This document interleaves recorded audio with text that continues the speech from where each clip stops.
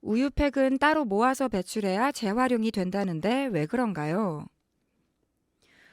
우유팩은 액체를 담는 종이 용기라 양면 모두 비닐로 코팅되어 있습니다. 안쪽을 코팅한 이유는 이해하는데 왜 겉부분도 코팅하는지 많이들 궁금해하더군요. 우유는 냉장식품이잖아요. 냉장고에서 우유팩을 꺼낼 때 결로 현상으로 젖는 표면을 보호하기 위해서입니다. 비닐로 코팅된 종이는 일반 폐지보다 해리 과정이 더 걸린다는 사실 앞에서 배웠죠. 우유팩을 일반 폐지와 함께 배출하면 결국 쓰레기가 되니까 따로 모으는 겁니다. 우유팩은 생산자 책임 재활용제도 대상 품목이라 소비자들이 살 때 재활용 비용을 부담하는데 일반 쓰레기가 되면 억울하잖아요. 따로 모인 우유팩들은 전용 재활용 시설에서 티슈가 됩니다. 우유팩 종이는 펄프에 가까운 우수한 섬유라 고급 티슈를 만드는 펄프를 대신할 수 있어요. 하지만 안타깝게도 우유팩 재활용률은 현재 20%에 불과합니다.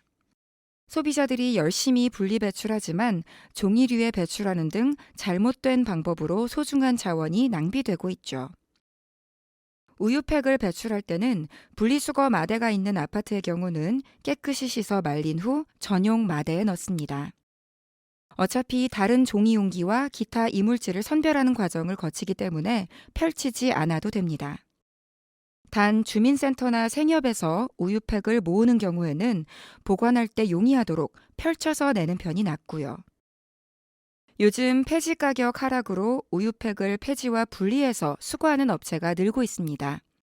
우유팩은 재활용 지원금을 받으니 항상 킬로그램당 250원에서 300원 정도의 가격대를 유지하거든요. 폐지값보다 4배 이상 높죠. 그래도 여전히 수집처가 적은 편이라 무엇보다 제도 개선이 시급합니다. 아파트마다 우유팩 수거함을 설치하고 우유를 판매하는 큰 규모의 매장에 의무적으로 팩을 모으는 거점 역할을 맡기는 등 정책도 필요하고요. 주민들이 힘을 합쳐서 아파트 대표자 회의에 수거함을 요구하고 지자체나 지방의회에도 아파트 우유팩 수거함 설치 의무 조례를 만들도록 요청하는 방법도 있습니다. 우유팩의 재활용률을 높여 질 좋은 자원 낭비를 막아야 합니다. 스프링 노트는 어떻게 버려야 하나요? 노트나 책자에 달린 스프링이나 플라스틱은 당연히 제거하고 버려야 합니다. 저는 이런저런 회의에 자주 참석하는데 자료 중 가장 곤란한 형태가 플라스틱 표지의 스프링 제본입니다. 심지어 재활용을 잘하자는 토론회 발표 자료가 이런 경우도 많습니다. 참 아이러니하죠.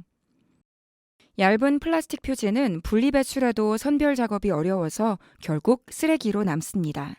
그냥 종량제 봉투에 버리는 게 나아요. 보고서나 발표문 등 각종 자료를 만들 때는 플라스틱이나 비닐로 코팅된 표지를 사용하지 말아야 합니다. 특히 공공기관은 지침이나 조례로 금지해야 하고요. 기업과 학교에서도 적극적인 실천 운동이 필요합니다. 기다란 감자칩통은 어떻게 버릴지 모르겠어요. 종이류로 버리던데 괜찮나요? 많이들 궁금해하는 문제입니다. 분리배출 퀴즈에도 자주 나와요. 정답은 쓰레기로 버리기입니다. 야속한 감자칩. 지금까지 읽은 내용을 되새기며 매의 눈으로 감자칩 통을 한번 살펴보세요. 왜 그런지 눈에 들어올 겁니다. 통 안쪽에 알루미늄이 붙어 있죠? 멸균 팩과 유사한 구조입니다. 바닥 부분도 마찬가지고요. 일반 폐지와 섞이면 당연히 재활용이 어렵습니다.